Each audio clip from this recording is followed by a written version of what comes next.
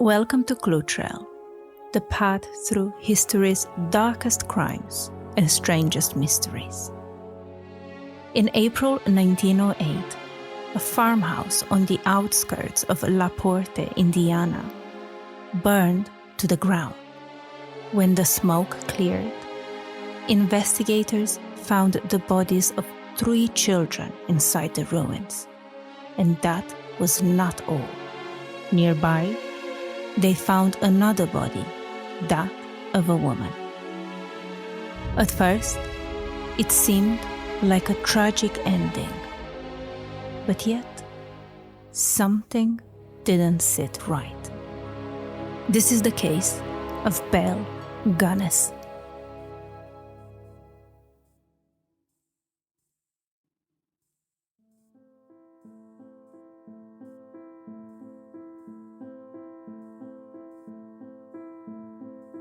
Belle Gunness was born in 1859 in rural Norway. Her name then was Brynhild Polsdatter Størseth. Life where she grew up was hard, which was the norm for the time. Most families were poor, and even children would start work young. There wasn't much time for comfort or emotion. You just did what you needed to do to get through the day. Brynhild's life turned from bad to worse as a young woman when at a local dance she was assaulted, incident that reportedly led her to a miscarriage. Not every detail can be confirmed, but what is clear is that she learned early on that no one was going to step in and protect her. If she wanted to survive, she would have to rely on herself. In 1881, at the age of 22, she left Norway and moved to the United States. She wanted a reset, a chance to start over again, and America became the perfect place. And now, Brynhild became Belle, and whatever she'd been before didn't have to follow her. People who met Belle in those early years after she moved didn't describe her as warm or charming, which doesn't seem unusual for someone who experienced what she did at a young age. But she worked hard, she handled responsibility well, she seemed reliable, and soon she integrated into this new world.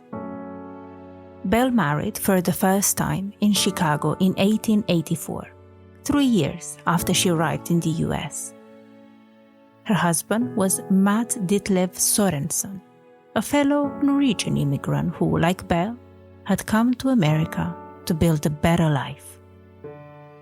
During their marriage, Belle and Mads had children, though the details are murky, some neighbors even speculating that they have never seen Belle pregnant.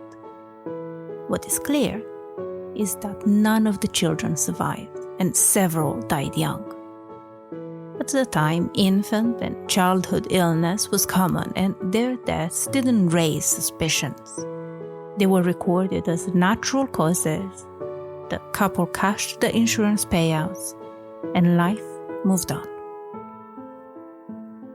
In 1900, 16 years into their marriage, Mads fell suddenly ill and died.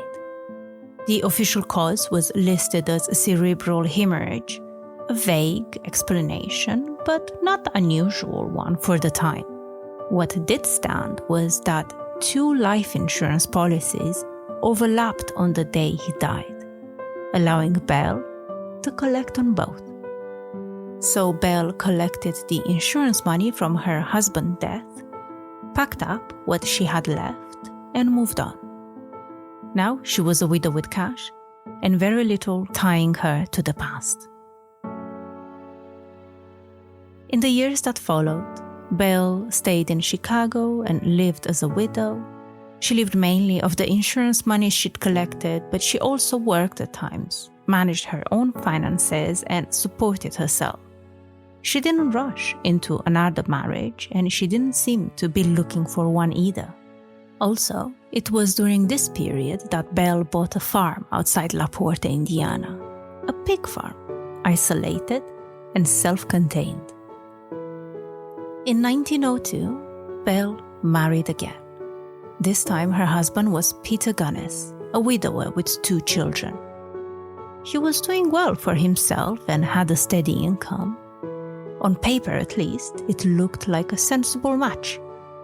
Once they married, from the outside everything appeared normal, a ready-made family settling into life together.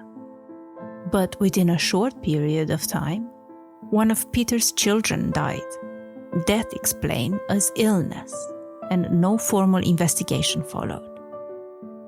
8 months later, after they married, in December 1902, Peter Gunness himself died. Belle told authorities he had been standing near a shelf when a heavy meat grinder fell and struck him on the head. This explanation raised eyebrows, but once again, there was no serious challenge to her account, and his death was ruled an accident. Belle collected the insurance money from her husband's death, along with the property and the freedom to decide what came next. Now she had cash, assets, and no one telling her what to do. And soon, that farm outside Porte would become the center of everything.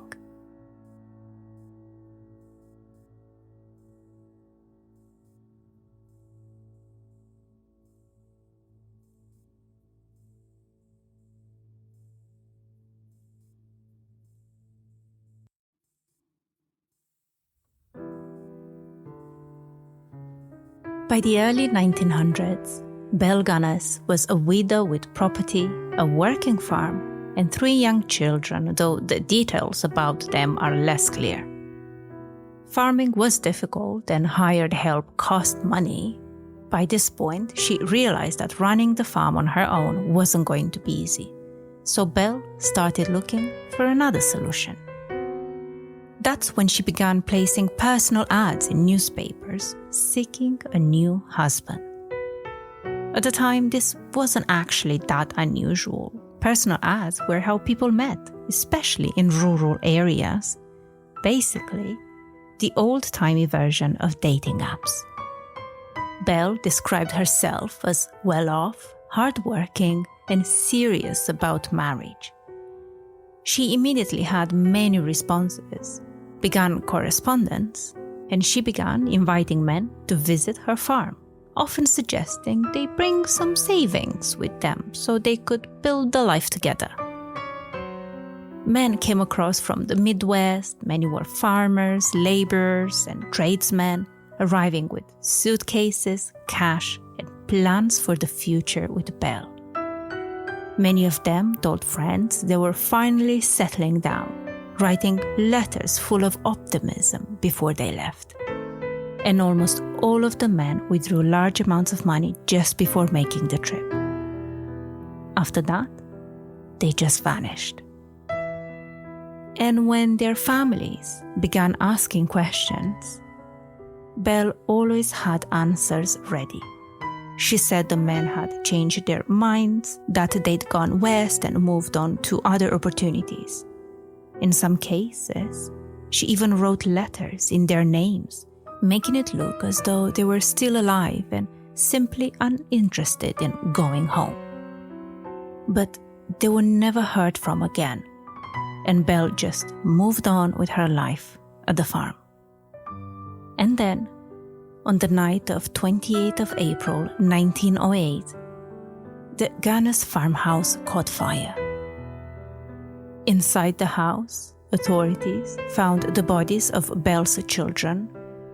Outside, amongst the burned remains, they found another body, an adult woman, headless, believed to be Belle herself. And for a moment, it looked like the story had reached a tragic end. An unfortunate fire and a family gone. But that version of events didn't actually last very long. Almost immediately, certain details began to bother the investigators. Specifically, the headless woman believed to be Belle. Because you see, Belle was a large woman weighing more than 200 pounds. Yet, the body pulled from the ruins was noticeably smaller, and without a head, there was no reliable way to identify that woman at all. What investigators could tell was that the size and build didn't match Belle's, and that alone was enough to raise serious doubts. At first, authorities were cautious. Fire does destroy evidence, and mistakes do happen. And in the chaos of the scene, it was easier to assume Belle had died than to imagine something more horrific. But as the investigation widened beyond the ruins of the house, that assumption of innocent began to fall apart because what they have found was straight out of a horror film. When they started searching the farm itself, the land, the hog pens, and the surrounding fields, they uncovered human remains everywhere. Bone fragments, partial bodies dismembered or burned, and some buried long before the fire ever happened. At least a dozen victims were identified, with evidence suggesting there might have been more.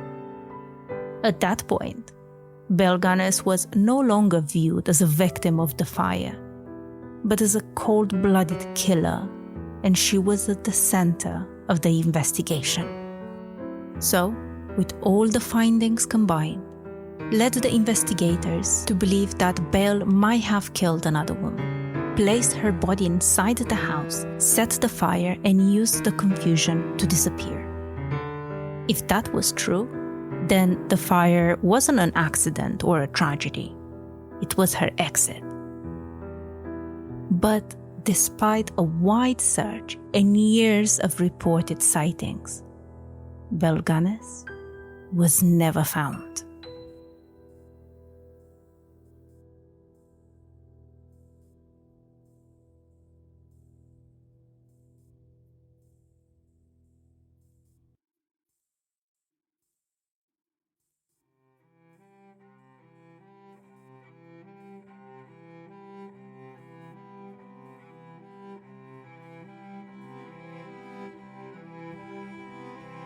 As the investigation and the search for Belle continued, authorities began piecing together what Belle did and who her victims actually were.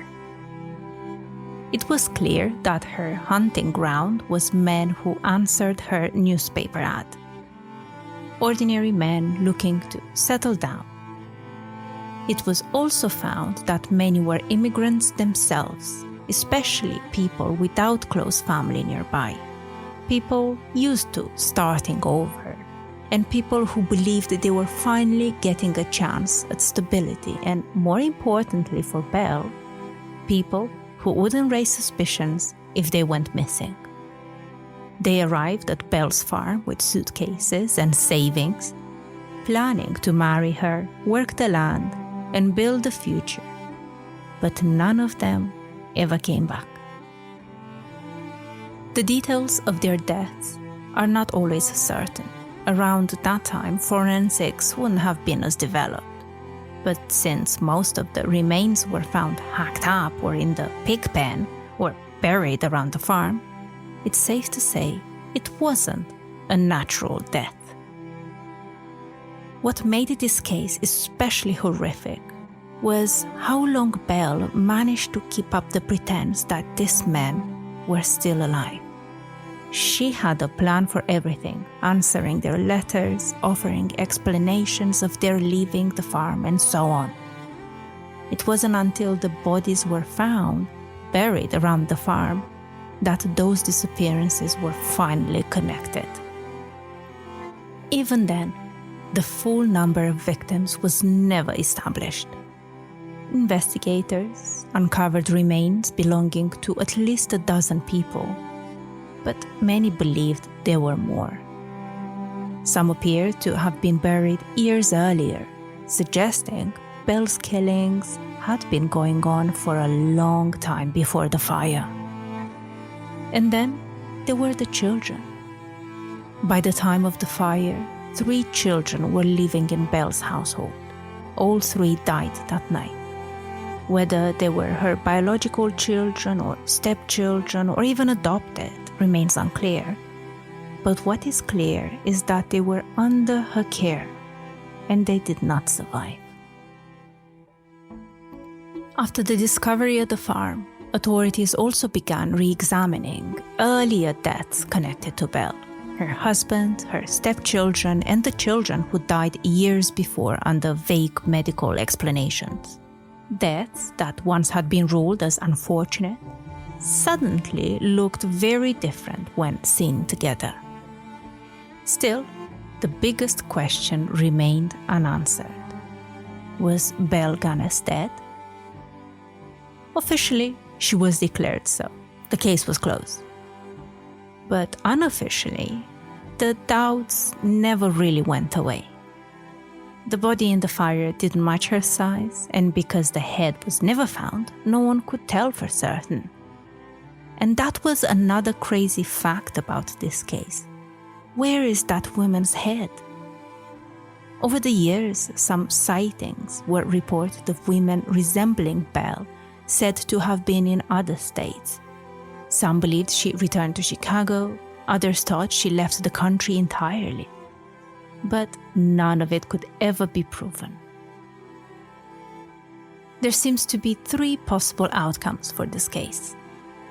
Belle faked her own death, maybe driven by the mounting pressure from families asking where their loved ones were.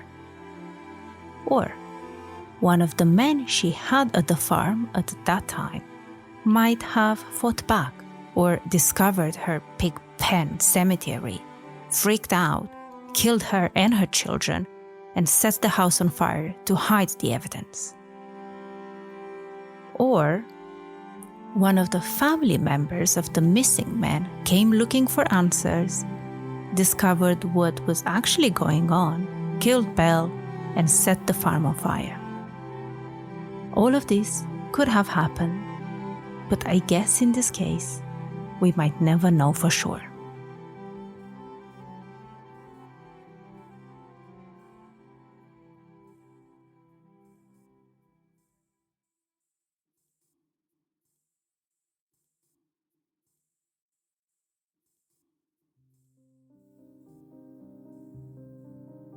And that brings us to the end of today's trail on the case of Belle Gunness. Thank you for walking this trail with me. If you like this episode, consider sharing it with someone who enjoys stories like this, or leaving a quick rating or review. It really helps the show find new listeners. And if you'd like a little extra, you can find bonus content over on Patreon. Until next time, stay safe and stay curious.